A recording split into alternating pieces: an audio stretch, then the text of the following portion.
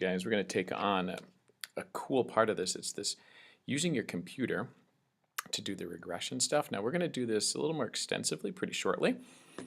So you want to grab, if you don't have Microsoft Excel on your computer, you can use Google Sheets, I think it's called, or something like that, Google Forms, Google Sheets, or Google Spreadsheets, what it's called. And it has some of the same functions, but if you happen to have Microsoft Excel, I do believe you can actually get this Office suite through Drake for free. As a student, if you look around, I think there's a way to do that. And if you haven't, you go for it, especially as business students and or economics and or pharmacy students. You're going to need Excel at some point in your time. And Microsoft Word is included in that package. So go for it if you have the opportunity. So what I'm going to do, I'm going to take, this is number 4 on that 921 class assignment stuff. I'm going to take the data from that. It says, use the regression feature of a graphing utility. Well, I'm going to use Excel as my graphing utility because that is the thing the world uses.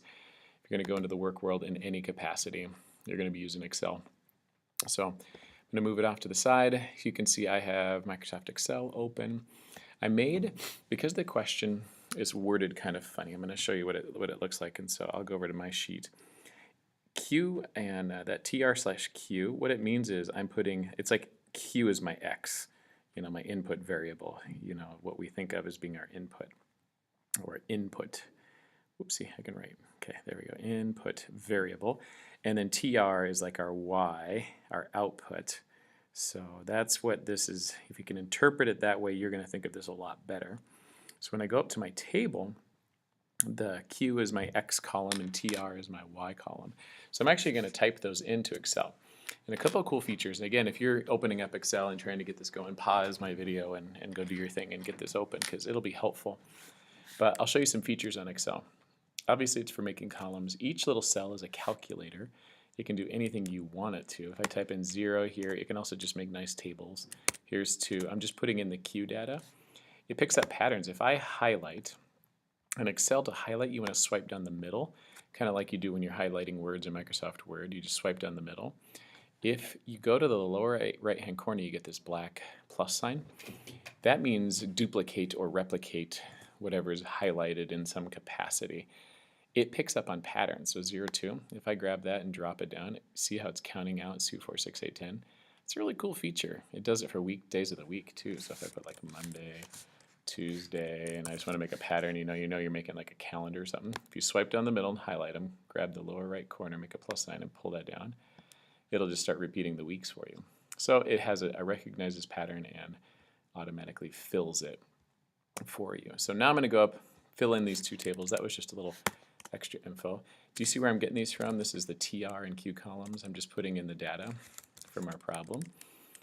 Just slowly typing away. There's no pattern to this one, so I got to hand type this and just be really careful to match things up. But I think I got it.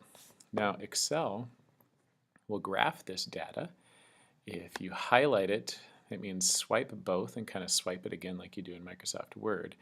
Now that I have the data, I'm going to open this page up so you can see all my Excel options. Every version of Excel I've used changes more dramatically than I like it to.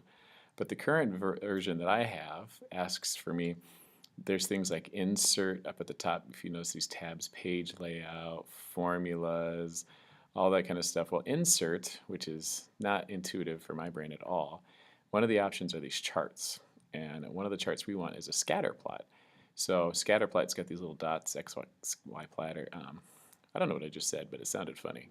But XY scatter plot is the one you want with just the discrete dots. If you hit enter, it will automatically graph it for you and title it by what it thinks is your output variable, TR, total revenue.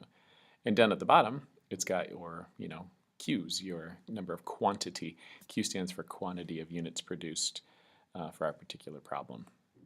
Now that's great. Looks like a nice little graph. But if you remember back to our problem, it actually is wanting us to, if I zoom in and out on this, it says use the information to find a model to fit that data. A whole bunch of what happens in the world of work these days is modeling data. You get data, come up with an equation that models or predicts what's going to come next or what's happening in between known data points. And so you get these mathematical models.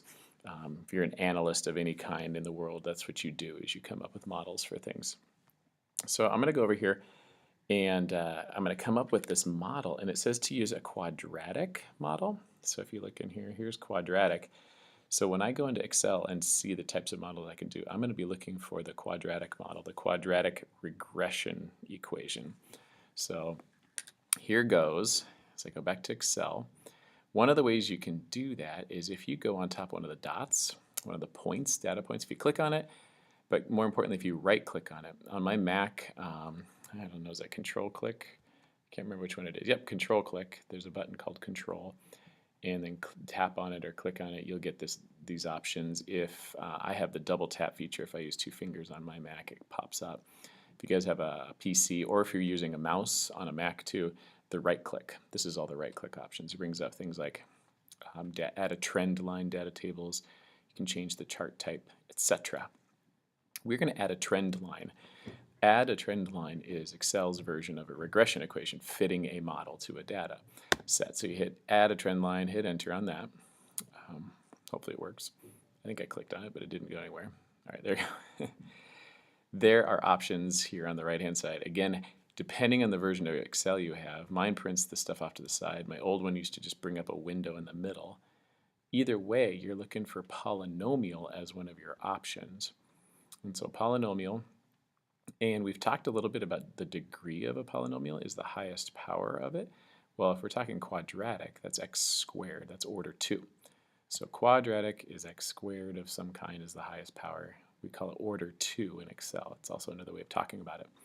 So there it is. There's my automatic regression equation. Cool. You can even see it fits really nicely with the data that we have. It's a good model. We'd say that's an awesome fit. Now if you roll down, what we really want though is the actual equation of it. If you look, there's 3 buttons somewhere at the bottom that say display the equation and display the r squared value. I really am only interested in the equation itself. And if you hit enter on it, it just pops an equation kind of in the middle of nowhere. It's small. You can move it. You can slide it up to a different part of the graph and make it more visible. You can make it bigger by grabbing the corners, and if you can, grab the corners. It's kind of hard for me to get this one. Come on, buddy. I don't know. If I could find the edge of it, I'll try and make it bigger, but I'm having a little trouble grabbing. So we'll see when we get there. But you can make it larger and get that equation. There's a funny number in this one, so I'm going to grab, if I can, again, make this bigger. It would be really nice. I don't think it's going to happen. Come on, little buddy. There. If you could see, it's negative 1e to the negative 12. That e to the negative 12 means it's a very, very, very small number. We can talk about scientific notation later, but that's what it is. It means minus 1 times 10 to the negative 12. That means 0.00000, 11 zeros, and then 1. Super small. So for us, we're going to just think of this as negative 10x squared plus 180x. That is our regression equation. And again, let's see if I can make this a wee bit bigger overall. Now you can see it. Negative 10x squared plus 180x. This 1e to the negative 12 means 0.00011 zeros and a 1. Wee tiny. All right, I'm closing that back up a little bit so we can see our data. That's it. We've made a regression equation. We can use that. That's our model to make predictions about our graph. We're at places where we haven't, like beyond. If I want to go outside it, that's called extrapolating, but it's people use it. It can tell us about what's going on in between the known data points. The only thing we know for sure is what's going on at the blue dots. The model will predict anything else. So I'm going to go back to our problem and bring that up. So my equation, if I can actually squeak that out to the side a little bit, here, make it so it's visible at the same time. Beautiful. And it looks like 10x squared, negative 10x squared plus 180x.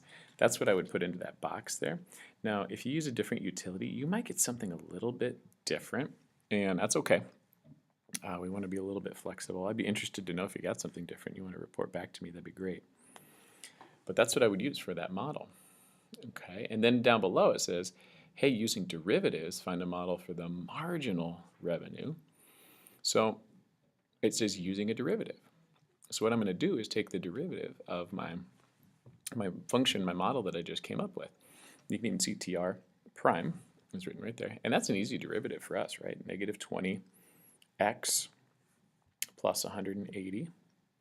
Beautiful. And that negative 20x plus 180 is a perfectly good derivative. It'll tell us the rate of change of revenue for any number of units, and I'm putting X in there, aren't I? Was anybody bothered by that? We're using Q, aren't we? So, and I do that a lot when I think of my input variables. You just want to use X, don't you? Let's take out our X's and put Q's back in there because it's supposed to be Q's. You know, Q. So, Q. There you go. Easy enough. That's what our Excel made it an X, but I want it to be a Q. And there you go.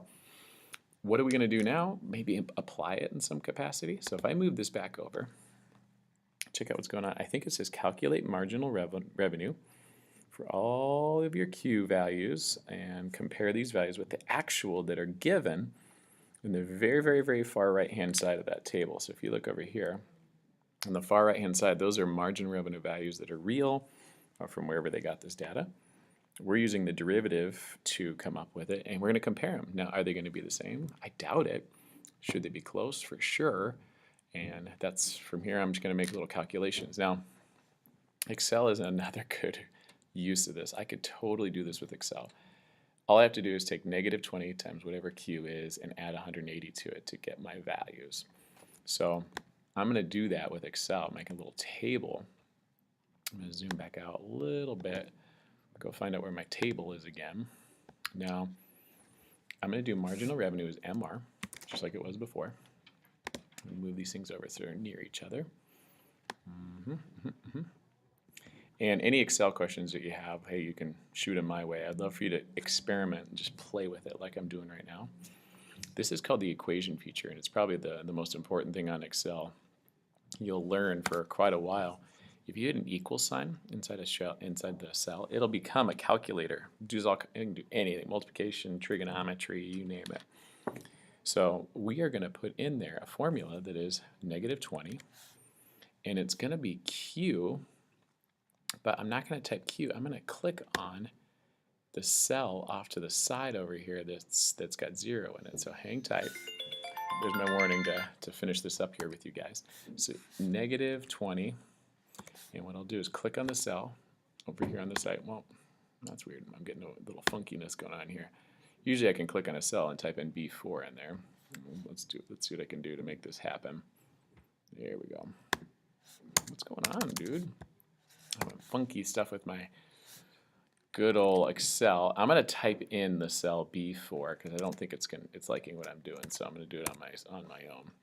Usually I can just click on B4 and all is well.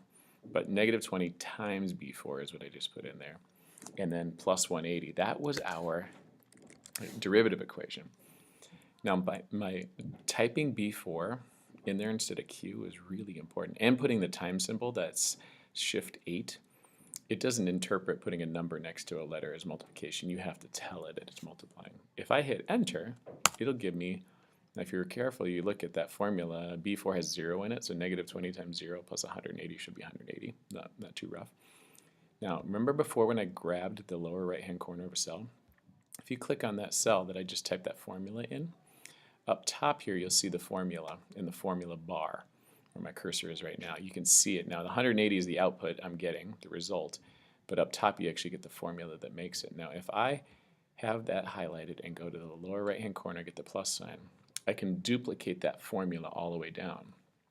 Well, the cool thing about a formula in Excel is B4, as I've typed it in that cell, doesn't mean quite what you think it means. It's actually saying the cell to the left of this formula. It remembers that you clicked onto something to the left. So if I grab the lower right-hand corner of the cell, what I do by dragging it down is I paste that same formula all the way down, and the new B5 cell automatically prints itself. I go down to this one, now it says B6. If I go down to this one, now it says B7. Because to Excel, by putting in B4 in that formula, it thinks of that as 2 cells to the left. So the formula, when I pasted it one below here, looks at the cell 2 cells to the left and takes it times negative 20 and adds 180. This one uses B6, which is the cell 2 cells to the left. This formula uses B7, the cell 2 cells to the left. So it thinks of a cell you enter as a location with respect to where you're currently typing your formula. And when you paste it down, like I just did, with that black plus sign, it repeats that same formula, which is awesome because it gives us those values, those calculations really fast for all our given Q values, our quantities. So it's kind of cool.